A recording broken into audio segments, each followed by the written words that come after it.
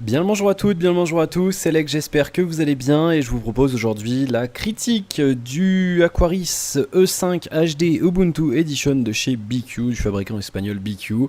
Une critique qui devrait pas être trop longue parce qu'on est sur un terminal qui est sur Ubuntu et pas Antutu, justement il n'y a pas Antutu. Du coup il y a pas mal de choses que j'ai pas pu vraiment tester comme je voulais, mais voilà, je voulais quand même vous parler un petit peu de ce terminal. Est-ce que la partie hardware est bonne ou pas, sachant qu'il y a une version sous Android, donc vous pourrez peut-être vous aider aussi de cette critique là si vous voulez vous procurer la version Android de ce terminal. Dans cette critique je ferai également allusion à son grand frère, grand par l'âge et petit par la taille, le E4.5 HD, pas HD justement, Ubuntu Edition, donc le E4.5 qui est en fait le même terminal avec un écran un petit peu plus petit que j'ai eu en test il y a quelques temps maintenant, mais malheureusement j'avais pas pu enregistrer la critique à cause de soucis d'alimentation de PC et de connexion internet. Et comme ce sont sensiblement les mêmes terminaux, il n'y a que la taille de l'écran qui change, la batterie qui est un petit peu plus grande, et la résolution de l'écran, voilà, sinon il n'y a rien qui change, ce sont les deux mêmes terminaux. Donc voilà, et on va en parler aussi dans cette vidéo. Je vous rappelle la trame de mes critiques, qui sont, je vous le rappelle, aussi subjectives, et j'aime bien prendre mon temps, donc si vous aimez les trucs expédiés, changez de vidéo. On va commencer dans un premier temps à faire un petit point rapide sur le design, pardon. Je vous reparler un petit peu des specs et je vais vous dire si le téléphone tient bien dans la main. On parlera ensuite un petit peu de l'écran, on parlera de l'interface de la ROM, voilà, enfin de Ubuntu rapidement, mais je vous ferai une vidéo dédiée à Ubuntu un petit peu plus tard. Pourquoi l'OS en est là et surtout est-ce que c'est un OS qui est intéressant ou pas. Donc on passera pas longtemps là-dessus et je vous en parlerai dans une vidéo dédiée. On parlera rapidement de la gestion des contacts et de la téléphonie, on parlera de la partie multimédia avec la lecture musique et vidéo, si on arrive à lire des vidéos, ce qui n'est pas sûr. On fera un petit tour sur le navigateur web, on parlera un petit peu du GPS que j'ai pu tester, la réception réseau, les jeux et les performances, mais voilà. Ça risque d'être un petit peu compliqué encore une fois. Et puis on parlera un petit peu de l'autonomie et je vous donnerai mon ressenti global sur ce terminal. Est-ce que c'est un terminal que je vous recommande ou pas, ou à qui si c'est un terminal de niche. Voilà. Excusez-moi pour le petit qu'il y a derrière, c'est qu'il fait très chaud quand je tourne cette vidéo. Là il fait 37 degrés, donc du coup ventilateur, du coup je peux pas faire autrement avec le bruit, donc excusez-moi, un jour je me paierai un climatiseur, c'est promis. Bien, on va commencer donc avec un petit tour sur tout simplement le design du terminal avec son ergonomie. C'est un design, je vous en avais déjà parlé, qui a, voilà, il n'y a pas énormément de risques en termes de recherche de design, c'est une brique noire tout simplement, mais pas de problème particulier. C'est des terminaux qui tiennent bien en main chez BQ, que j'aime bien. Le plastique glisse pas, il prend même pas les traces de doigts. Vous voyez que j'ai les mains un peu moites parce qu'il fait chaud, et vous voyez que j'ai beau étaler mon doigt dessus, c'est pas un plastique qui prend les traces de doigts, donc c'est assez agréable. Et vous voyez que même du coup avec la chaleur, ça colle pas, ça glisse plutôt bien, et c'est un des matériaux que j'aime bien. C'est pas un plastique bas de gamme, quoi. Vous voyez ce que je veux dire, ils ont quand même des choix de plastique assez sympa chez BQ, et c'est un matériau que j'aime bien. Niveau ergonomie, on a le bouton power en haut qui tombe bien sur ce terminal, le bouton volume plus volume moins juste en dessous, et c'est plutôt pas mal. Encore une fois, c'est vrai qu'on le prend, on appuie là, c'est assez sympa comme idée, donc c'est plutôt pas mal. Côté spécification, je vous en reparle parce qu'en fait la dernière fois je me souvenais pas ce que c'était comme processeur. Si je dis pas de bêtises, à vérifier encore une fois parce que je suis pas un pro de Linux et d'Ubuntu, il me semble bien que c'est un tout simplement un Mediatek 6572. Voilà, je dis peut-être une bêtise, donc si tel est le cas, si vous êtes un peu plus au courant que moi, vous me direz si je me suis trompé ou pas, il n'y a pas de souci, vous me laissez un petit commentaire pour me corriger. L'écran est bleu parce que l'éclairage de la pièce, hein, si je le mets là, il sera blanc, voilà, mais vous y verrez rien, donc il sera bleu, en tout cas pour l'instant. Voilà, donc un 6572, pardon. C'est pas le plus véloce de chez Mediatek. On le verra, hein, le terminal, il est pas lent, mais il est pas. Vous voyez que là, déjà, je scrolle entre les différents scopes de l'écran d'accueil. Vous voyez que c'est pas le truc le plus fluide qui soit, hein, franchement. Voilà, alors pardonnez-moi, je vais juste recliquer là pour que je puisse modifier le focus avec mon curseur, avec mon clavier tout simplement. ça sera plus simple. C'est pas, vous voyez, c'est pas le terminal le plus fluide. Vous voyez, rien qu'en changeant de scope. Voilà. Après, je vais pas remettre en cause le hardware lui-même, parce que c'est vrai que c'est Ubuntu qui, je pense, n'est pas encore super bien optimisé. On est vraiment dans les prémices de cet OS. Il y a rien dessus, vous le verrez dans un instant. Mais voilà, le 60, c'est pas le meilleur Mediatek, hein, le 65-72, c'est clair. Mais voilà, pour un petit Android entrée milieu de gamme, ça passe. Là, pour Ubuntu, vous voyez que c'est pas le truc le plus véloce. Alors dans cette version là on a un écran 720p, sur l'autre, sur le 4.5 on n'a pas de 720p. Bah du coup c'est vrai que le 720p a peut-être tendance un petit peu aussi à ralentir le truc, le Proco et la puce graphique ont peut-être besoin d'un peu plus de ressources pour gérer. Alors du coup voilà, c'est vrai que c'est pas le truc le plus véloce qu'on ait vu. J'ai envie de vous dire que le 4.5 était peut-être un petit peu plus véloce. Je pense que la résolution de l'écran a tendance un petit peu à alourdir un petit peu le truc, hein. Donc bon, c'est pas inutilisable, mais c'est vrai que après je pense qu'Ubuntu a quand même besoin d'un petit peu plus d'optimisation. Aussi, voilà pour tout ce que je voulais vous dire par rapport à tout ça. L'écran est pas dégueu du tout, hein, c'est plutôt même un bon écran. Ils font des bons écrans chez BQ, je sais pas du tout quel fournisseur ils ont pour les dalles. Mais voilà, c'est pas le meilleur angle de vision qui soit. Par contre les couleurs sont pas moches du tout, j'aime assez. Alors malheureusement je peux pas vous montrer le test de colorimétrie les couleurs dans Antutu parce qu'il n'y a pas Antutu, mais c'est vrai que l'écran est pas moche, il a des plutôt bons contrastes, donc c'est vrai que j'ai pas été déçu. Après je vous avoue, j'ai pas été jusqu'à regarder une série ou quoi que ce soit là-dessus, parce que à 5 pouces c'est vraiment petit, et surtout il n'y a pas grand chose d'utilisable sur Ubuntu malheureusement. Alors attendez, je vais voir si je peux pas plutôt régler j'y ai pas pensé avant, je m'en excuse, l'équilibrage des blancs, parce que c'est vrai que c'est pas très pratique là. Voilà, on va le laisser comme ça. Comme ça sera peut-être plus agréable pour vous que de voir du bleu. Du coup, on va enchaîner maintenant avec Ubuntu. On va pas rester longtemps, je vous ferai une vidéo dédiée. Alors après, juste pour revenir sur l'écran, le 720p est pas mal, hein. Franchement, voilà, sur du 5 pouces, ça va. Vous voyez qu'on voit, c'est convenable, il n'y a pas de problème particulier sur du 5 pouces. C'est tout à fait convenable. Je vais pas dire qu'on a besoin de plus, besoin de moins. Après ça, c'est vraiment à vous de voir. Franchement, moi ça me suffit, hein, très franchement. J'ai pas besoin de plus, quoi. Bien. Du coup, on va parler un petit peu d'Ubuntu très rapidement. C'est pas un OS qui est mature, hein. Franchement, pour l'instant. Alors, je vais vous expliquer un petit peu comment ça marche et puis je reviendrai sur l'OS plus tard dans une autre vidéo. Il n'y a pas d'écran d'accueil. Vous voyez qu'en fait, on est sur un espèce de système d'accueil avec des onglets, des pages. Ça s'appelle des scopes. Alors, j'espère que vous y voyez bien. Parce que ça serait un peu débile que vous n'y voyez pas. Voilà, ça a l'air d'être pas mal. Ça s'appelle des scopes, en fait, c'est différents écrans. Donc là, vous voyez, on a un scope application avec les différentes applications que j'ai installées. On a un scope avec... ça s'appelle scope, hein, je suis désolé, il n'y a pas de nom français, ça s'appelle des scopes, tout simplement. On a donc le scope ici de l'accueil avec tout un tas de petites informations, avec la date, on a la météo, on a les prochaines vacances. Donc là la prochaine, j'ai pas mis de vacances personnellement, donc le prochain jour férié c'est le 14 juillet. Pas d'événement aujourd'hui, j'ai pas téléphoné, j'ai pas reçu de message. On peut ajouter un compte Fitbit si vous avez un tracker d'activité Fitbit. Et puis là vous voyez que sur l'accueil il m'a mis aussi les dernières tendances Twitter. Chose qu'on peut modifier. Vous voyez que là du coup je viens de recevoir une notification Twitter, donc j'y reviens dans un instant par rapport aux histoires de notification. Donc on a ce scope là, ensuite donc là vous voyez que ça rame, vous voyez que même ça a carrément planté, j'ai l'impression. C'est bien pratique. Ok, très bien, donc ça a complètement planté. C'est ennuyeux. C'est très ennuyeux pendant le test. Ça me l'a jamais fait, hein, je vous assure, du temps que j'ai utilisé le téléphone, il l'a jamais planté comme ça. Là, il vient de planter. Ah non, ça y est, il se débrouille. Voilà. Encore une fois, je pense vraiment pas. Je blâme pas BQ parce que, à mon avis, ça vient pas. Pour moi, ça vient pas du hardware. Là, c'est vraiment le software qui est encore qui est calamiteux, hein, je vous le dis tout de suite. Ubuntu, c'est encore pas au point. Du coup. Donc on a ce scope, on va scroller ici, on a un scope avec donc qui s'appelle Nearby, qui nous donne tout un tas d'informations sur des trucs qu'on peut faire à proximité, avec différents services, notamment Yelp.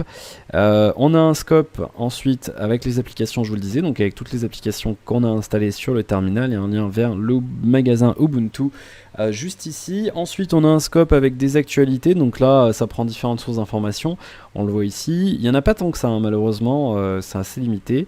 Voilà, ensuite on a un scope musique, donc avec différentes choses. On peut acheter de la musique, on a SoundCloud, on a des vidéos populaires sur les musiques sur YouTube. On a un scope vidéo avec encore une fois des liens sur YouTube, sur Vimeo, la vidéo que j'ai prise tout à l'heure pour vous montrer. Et puis on a un scope photo sur lequel on peut afficher des photos de Flickr, de Facebook ou éventuellement d'Instagram. On le voit ici. Voilà, on peut personnaliser bien entendu ces différents scopes. Alors c'est très désagréable parce que vous voyez qu'on est obligé de scroller, mais des fois ça clique, c'est pas pratique. En faisant comme ça, ici, on peut gérer les différents scopes. Vous voyez que par exemple, je peux activer un scope BBC, un scope Cinet, un scope Facebook photo, un scope musique, etc. Vous voyez qu'il y en a pas mal d'installés. Tout ça c'est des scopes ici qu'on peut activer. Alors je sais pas, je vous avoue je sais pas vraiment si c'est facile à développer ou pas. Je vais essayer par exemple d'ajouter un scope, mettons un scope, je sais pas, un scope Reddit. Voilà, donc là je sais pas si ça me le met sur l'écran d'accueil ou si ça le... Je sais pas où ça l'a mis en fait. Vous voyez, c'est pas le truc le plus pratique. Vidéo, photo, Reddit. Voilà, s'il me l'a mis ici. Donc vous voyez qu'on peut quand même en installer pas mal. On peut en virer. Par exemple, moi j'ai pas envie des actualités, j'ai pas envie d'avoir les photos, j'ai pas envie d'avoir Reddit et j'ai pas envie d'avoir du shopping. Voilà. Ah, par contre, j'aime bien avoir Amazon parce que j'achète beaucoup de trucs sur Amazon. Et on peut normalement pouvoir les réorganiser. Comment, j'en sais rien. J'ai pas trouvé comment on faisait. Je sais pas comment on fait pour les organiser. J'ai pas trouvé, je vous avoue. J'ai cherché, hein, franchement, mais c'est vrai que l'OS c'est pas, il est pas ergonomique, il est pas pensé pour le grand public encore. Et moi, je suis un peu grand public quand même, je l'avoue. Et c'est vrai que c'est vraiment pas l'OS le plus pratique qui soit. À l'heure actuelle. Donc on a ces histoires de scope ici, il n'y a pas d'écran d'accueil, d'icône, machin comme sur Android, ça n'existe pas. Ensuite, on a un lanceur d'applications, des applications de base qui est accessible n'importe où quand on fait comme ça, de gauche à droite, avec le navigateur, la galerie, l'appareil photo, les paramètres, les contacts, les messages et le téléphone. Ensuite, on a un multitâche en faisant comme ça, voilà, donc là pour l'instant je vais ouvrir qu'un seul truc, donc on va ouvrir une application, par exemple Twitter. Voilà, je reviens sur les applications dans un instant, puisqu'il faut que je vous en parle quand même. Voilà, Twitter et tout, il m'a déconnecté, mais génial. Tout va bien, donc en faisant comme ça, on a un multitâche comme ceci, vous voyez, en 3D et tout, machin. Et en faisant un scroll rapide, comme ça, on fait comme un... Alors ça marche pas tout le temps, c'est vrai que c'est pas très pratique. On sait pas quand est-ce qu'il faut lâcher le truc. Alors, ça fait un Alt-Tab comme sur Windows, vous voyez. Et donc ensuite, si on veut fermer une application, il suffit de faire comme ça et de la scroller vers le bas. Voilà, tout simplement. On a ça et puis on a tout un volet de notifications avec plein de sous-menus, les notifications, voilà, les fichiers. Si on a une carte micro SD, la position, le Bluetooth, les réseaux, le son, la batterie et la date et l'heure. Voilà, tout simplement. A noter que pour changer la luminosité d'écran, il faut aller dans batterie. C'est assez étrange, c'est pas très ergonomique comme truc, mais pourquoi pas. Bien. Voilà pour les bases d'Ubuntu. Et il faut que je vous dise un truc par rapport à Ubuntu aussi, c'est que la plupart des applications, si ce n'est 95% des applications en fait, sont des espèces d'applications web. Vous voyez que là j'ai lancé Twitter et eh bien il va tout simplement m'envoyer sur la version web de Twitter. Je vais me connecter pour que vous puissiez voir ce que ça donne. Voilà, on est connecté, tout va bien. Donc là vous voyez que c'est tout simplement la version web hein, de la version web mobile d'Android hein, avec les notifications, les hashtags et tout. Vous voyez que c'est vraiment c'est assez rudimentaire. On a quand même les notifications. Vous voyez que tout à l'heure il y a Loris là qui a répondu et qui a une notification qui est apparue.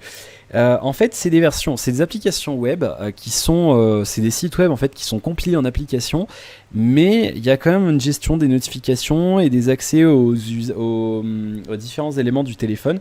C'est-à-dire que, par exemple, on peut imaginer qu'on puisse avoir une application web qui a accès à l'appareil photo pour ensuite, vous voyez, regardez votre emplacement actuel, je ne veux pas lui donner.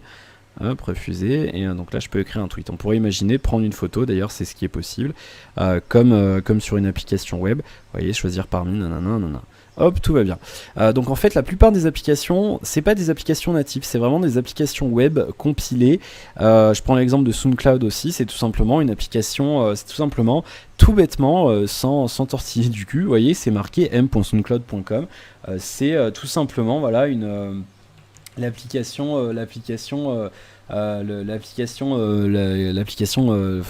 web, quoi, le site web mobile.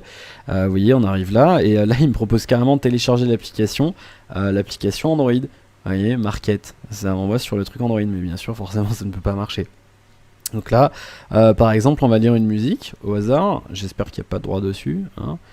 Hop, très bien. Voilà, ça va se charger. Hop, on a une musique. Et le problème, c'est que du coup, vu que c'est... Hop, alors je baisse. Ah, bien sûr, il y aura des 3 sur cette musique. C'est pas grave, je me dis pas mes vidéos. Donc du coup, vous voyez qu'on écoute la musique, et on peut pas... Vu que c'est une appli web, on peut même pas mettre en veille le téléphone, ça finira par se couper. Normalement. Voilà, ça y est, ça s'est coupé. On peut même pas écouter de la musique sur SoundCloud ou quoi que ce soit. Là, vous voyez que si je vais changer d'application... Voilà, ça s'est coupé, tout simplement. Ça ne gère pas ce genre de truc, c'est vraiment rudimentaire les applications. La plupart des applications web sont des sites web recompilés pour ça. Et même le GPS Ear Maps, vous voyez, donc c'est quand même un truc connu, c'est la version web de Ear. Regardez, c'est en train de se charger là-haut, on voit la barre de chargement. C'est carrément la version web du GPS. Il n'y a pas de GPS, d'appli GPS, ça n'existe pas. Il n'y en a pas. Voilà, j'ai eu beau chercher, il n'y en a pas. Et c'est vrai que le magasin Ubuntu est pas du tout fourni en application. C'est vrai que c'est vraiment pas du tout. C'est une horreur. Hein. Franchement, il y a rien quoi. Il y a rien du tout. Et c'est vrai que du coup, ça reste assez limité. Il y a quand même des jeux. On a vu, il y a Cut d'Europe ici, préinstallé, la version gratuite de Cut d'Europe ici, qui est une version, c'est une version native, hein, bien entendu, du coup. Donc du coup, là, il n'y a aucun problème. Il y a quelques jeux qui sont développés, on peut développer des trucs avec Unity 3D notamment. Alors, je suis une braille à ce jeu, hein, je vous le dis tout de suite. Voilà, allez hop, on y va. Non. Hop, comment on fait déjà? On fait comme ça. Voilà. Donc vous voyez que c'est le jeu, c'est la version la version traditionnelle du jeu. Alors là, je sais plus comment on fait. Voilà, j'ai loupé. Bon, c'est pas grave. Vous voyez que c'est vraiment la version native, mais il y a très peu de trucs en natif. En truc que j'ai téléchargé natif, vous voyez, il y a un 2048. On connaît tous ce jeu, hein, ce casse-tête qui marche bien, hein, c'est fluide, mais voilà, il n'y a pas grand chose. J'ai trouvé aussi une application terminal, vous savez, tout simplement pour avoir un terminal, hein, puisqu'on est sur Linux quand même. Donc ça marche bien, on peut faire par exemple un top, voilà, hop, comme sur votre serveur Linux ou sur votre machine Linux tout simplement. Aucun problème, mais c'est vrai qu'il n'y a pas grand chose du tout et c'est très limité. Il y a plein de trucs qui n'existent pas déjà de base dans l'application. On a une application horloge certes, mais on n'a pas de compte à rebours, on n'a pas de chronomètre, on n'a rien. On a juste une horloge, voilà, qui est pas moche, mais c'est tout. Il n'y a rien, il n'y a pas de chrono, il n'y a rien, il n'y a pas de... C'est quand même vraiment ultra limité pour l'instant et c'est vrai que c'est un gros problème, mais j'y reviendrai. Je vous donnerai rapidement, je vous donnerai un petit point là-dessus sur une autre vidéo qui sera pas très longue. Là on va rester sur la partie critique de ce terminal. Voilà pour la partie des applis machin. Voilà, je peux pas vous en dire plus parce qu'il n'y a pas grand chose d'autre tout simplement. Partie musique et vidéo, alors je vais pas vous le montrer parce que c'est très compliqué, vous avez vu. Tout simplement, la lecture vidéo ça se passe bien sur YouTube. Encore une fois, il n'y a pas d'application, donc c'est la version web. Ça se passe bien, il n'y a pas d'application, il y a le Media Player préintégré. J'ai pas testé, mais voilà, ça, vous voyez que c'est plein de bugs, c'est pas du tout voilà, c'est pas du tout fait pour un usage quotidien. Mais j'y reviendrai plus tard dans la fin de la vidéo. Mais ça marche bien, la musique est pas dégueu, le haut-parleur est pas affreux, c'est pas le meilleur haut-parleur du monde, mais il est pas affreux, la sortie casque fonctionne plutôt bien, sans problème. Du côté du web, on va faire un petit tour rapide sur le web. Le navigateur, normalement je m'en suis pas servi, mais je vais quand même vérifier qu'il n'y ait pas d'infos personnelles. Voilà, on est sur start.ubuntu.com. Alors là ça va ramer parce que je télécharge des trucs. On va aller faire un tour sur jeux vidéo. On va taper juste jeux vidéo, il devrait le trouver quand même. Sur jeuxvideo.com, vous savez que c'est le site que j'utilise pour mes tests. Pas que je l'aime bien, mais c'est qu'il est bien lourd en ce moment, hein. depuis leur nouvelle refonte. Alors, on blâme pas le hardware encore une fois, ni rien. Là, c'est que ma connexion rame comme pas possible. Alors là, on va blâmer jeuxvideo.com avec leur merde de splash screen là, qui me propose tous les jours leur application alors que je la veux pas. Et après, on voit que la navigation web, elle est pas mauvaise, mais c'est pas le top du top encore une fois. On peut ouvrir plusieurs onglets. On va ouvrir par exemple un nouvel onglet. Vous voyez que là par exemple ça rame. Ça rame. Encore une fois, ça ramait un peu moins sur le grand frère de ce terminal, sur le E4.5. Ça ramait un peu moins. Je sais pas si c'était une bonne idée de mettre du 720p sur ce truc. Je suis pas fan. C'est vrai que je préférais une moins bonne résolution. Mais plutôt que voilà. On peut gérer les onglets comme ça. Vous voyez, hop, tout simplement. Mais vous voyez que c'est pas mauvais, mais c'est pas extraordinaire. Vous voyez là, il a complètement perdu où j'étais. Voilà, où je suis. Ouh. Bon, il sait plus. Bon, très bien. Voilà, c'est pas extraordinaire. Bon. Voilà pour la navigation web, on va fermer ça. Le GPS fonctionne plutôt bien, aucun problème là-dessus. Il fixe assez rapidement de ce que j'ai pu voir, mais encore une fois, j'ai pas testé navigation parce que la navigation web via AirMap, c'est vrai que c'est pas du tout pratique.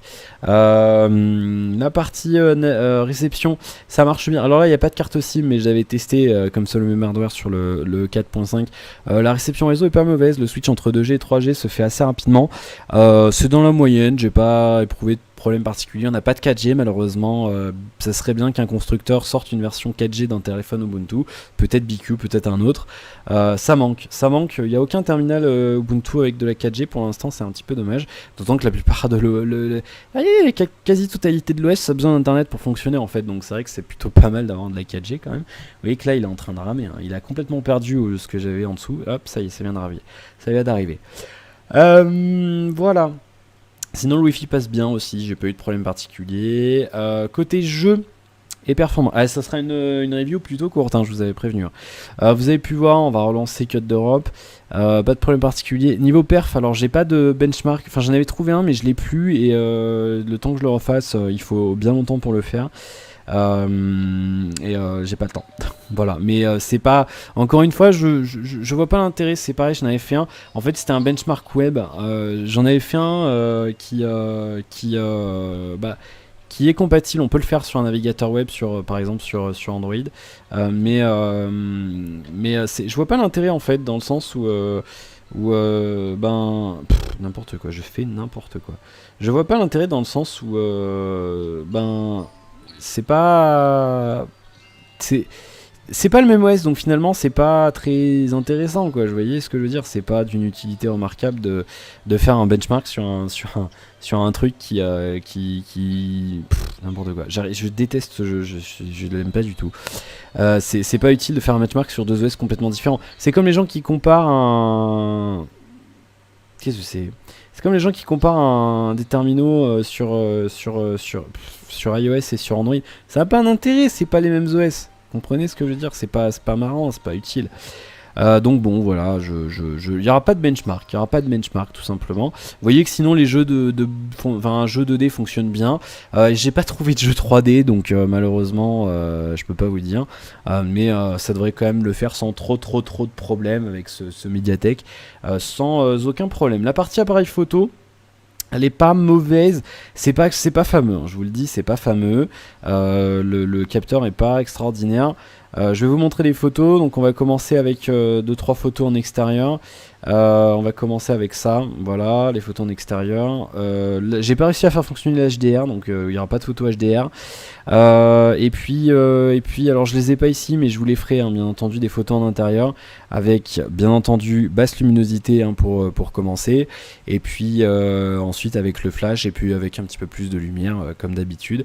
Vous avez vu aussi, juste avant tout ça, l'autofocus qui fonctionne plutôt bien. On va le voir aussi en vidéo, dans l'extrait vidéo que je vous propose immédiatement.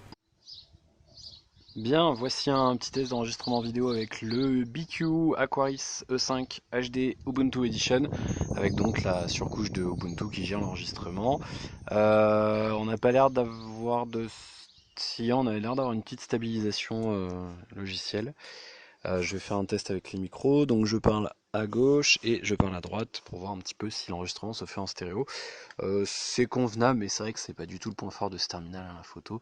On a quand même un autofocus qui est assez réactif sur la partie vidéo. Vous voyez que il fait pas les focus trop proches, mais vous voyez que c'est même plutôt bien réactif, hein. Regardez, vous voyez que ça se fait quand même bien.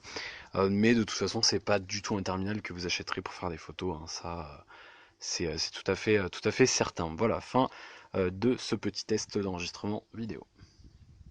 Voilà, pour l'extrait vidéo, j'ai basculé sur l'application photo pour vous montrer un petit peu comment ça marche. Donc on a 2-3 petites options, on peut scroller comme ça. Vous voyez que du coup quand on est avec cet effet de flou, alors je sais pas si c'est fait exprès, mais ça rame derrière, c'est très bizarre.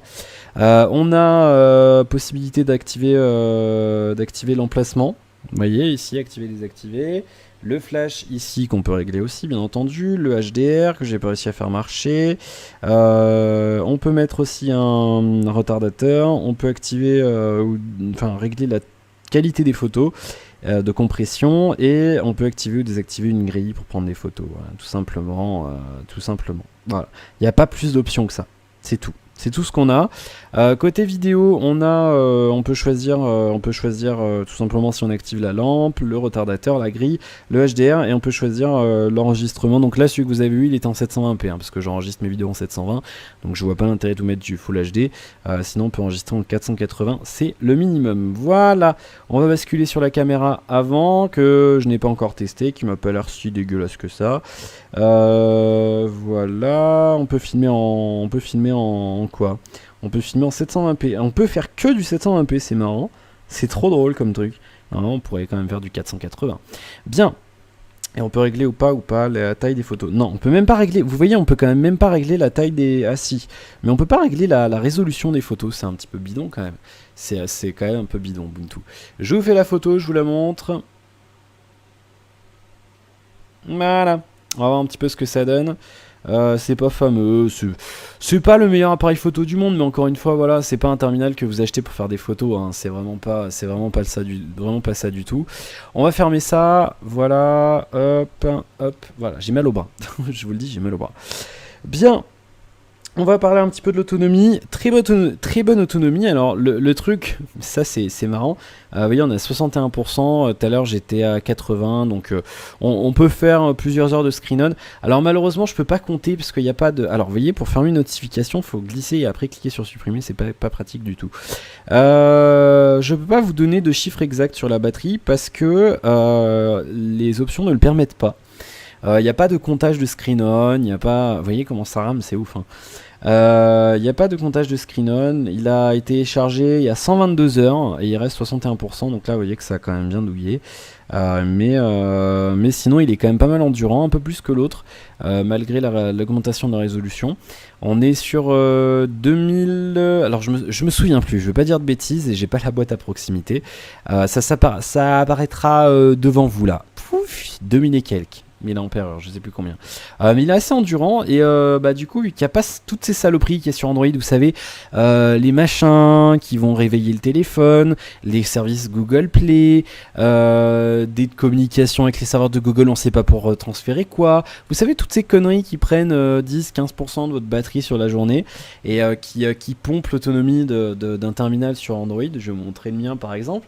Vous voyez, hop, batterie, voilà. Vous voyez toutes ces conneries là de trucs sur Android, plateforme Android, système Android, les services Google Play, vous voyez tout ça, l'appli Google qui prennent plein de batteries, et ça on les a pas puisqu'on est sur Ubuntu.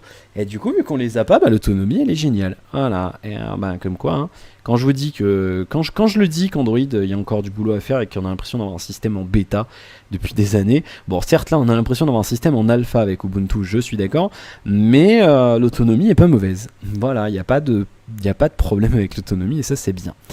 Encore une fois, voilà, je suis désolé, je peux pas vous donner des trucs exhaustifs sur ce terminal mais c'est pas à cause du terminal, hein, c'est à cause encore une fois de l'OS. Et il y a peut-être moyen de le faire avec le terminal, mais je suis pas un professionnel et comme je vous le rappelle, je me mets à chaque fois dans la peau d'un gars qui achète le téléphone sans être pointu au point de tout connaître par cœur, tout modifier, tout bricoler. Donc après, si vous savez bricoler dessus, il n'y a aucun problème, ça sera fait pour vous. Bien.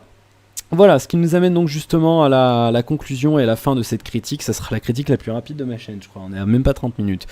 Voilà, alors la conclusion sur ce terminal, c'est pas un mauvais terminal. Le hardware est bon, BQ fait quand même du bon boulot, il n'y a pas à dire. Je peux pas casser BQ. Pour moi, le problème de ce terminal, alors c'est un problème sans être un problème. C'est parce qu'on est sur Ubuntu Phone, Ubuntu Touch. On est sur cet OS là, et le problème c'est que cet OS là n'est pas du tout fini. Le premier terminal avec cet OS est sorti en février en France. C'était justement le Aquarix E4.5 de chez BQ. C'était le premier terminal préinstallé avec Ubuntu préinstallé. Alors certes, avant il y avait moyen de mettre ça sur des Nexus, sur d'autres terminaux. C'est toujours possible. Mais là, vous voyez ce terminal, en fait, vous voyez pas, c'est pas du tout un terminal grand public. Il faut vraiment le voir comme le Nexus d'Ubuntu. Vraiment, c'est vraiment comment dire, voilà, le Nexus d'Ubuntu, c'est-à-dire que c'est vraiment le terminal axé pour le développement. Si vous avez envie de développer sur Ubuntu Phone, c'est ce genre de terminal qu'il faut acheter, soit lui, soit le 4.5. Je vais pas conseiller le nouveau Meizu sous Ubuntu parce que je l'ai pas testé, donc je sais pas s'il vaut le coup ou pas. Mais voilà, là on est sur un produit à 200 € quand même, ça coûte 200 €, mais c'est cher. 200 € c'est cher parce qu'on n'a pas des specs, vous voyez, on a quand même beaucoup mieux en termes de performance pour 200 € à l'heure actuelle. Mais encore une fois, c'est pas un terminal grand public, c'est vraiment un terminal pour les développeurs. Je vais dire, si vous êtes monsieur tout le monde, je vous conseille pas d'acheter ce terminal parce que vous allez le regretter. Si vous êtes un bidouilleur, que vous voulez développer sur Ubuntu, que vous voulez voilà, vous engager dans l'OS, vous investir dans cet OS, achetez-le, il n'y a vraiment aucun problème. Ou achetez le plus petit, il coûte 180 €, c'est un 20 € de moins. Mais voilà, c'est pas un mauvais hardware. Moi le hardware BQ, j'ai aucun problème avec. Ça chauffe pas, c'est pas mauvais, on en a pour son argent. Mais voilà, c'est Ubuntu le gros problème, et franchement pour l'instant l'OS ne vaut pas le coup. L'OS ne vaut pas le coup. Il y a des choses prometteuses sur cet OS. Très franchement, voilà, c'est un OS que s'il est développé, s'il y a vraiment un bon suivi derrière, je pense que dans quelques années, il aura quand même sa place. Mais voilà, il y a quand même beaucoup de choses à faire. Il y a très peu d'applications. Il y a surtout très peu d'applications natives sur ce terminal. Il y a très peu d'applications natives. Et pour moi c'est un gros problème parce que peu d'applications natives égale besoin d'internet sans arrêt pour ouvrir des applications. On n'a pas toujours internet, on n'a pas toujours une bonne couverture réseau, on a des fois de la 2G, on a des fois voilà, il y en a pas beaucoup de data, etc. Et c'est vrai que voilà, Ubuntu pour fonctionner a besoin de plus d'applications et a besoin de plus d'applications natives qui n'ont pas besoin d'internet pour être utilisées, parce que bah, on a, comme je vous le disais, c'est quand même important de pouvoir lancer des trucs sans avoir besoin d'internet. J'ai complètement oublié de vous parler de la partie téléphone, je viens de me rendre compte, je l'ai zappé dans ma liste. On va en parler rapidement maintenant. J'ai complètement oublié, je m'en excuse. Ça fonctionne bien, le téléphone fonctionne bien. À noter quand même que alors j'ai tout effacé, hein, vous m'en voulez pas.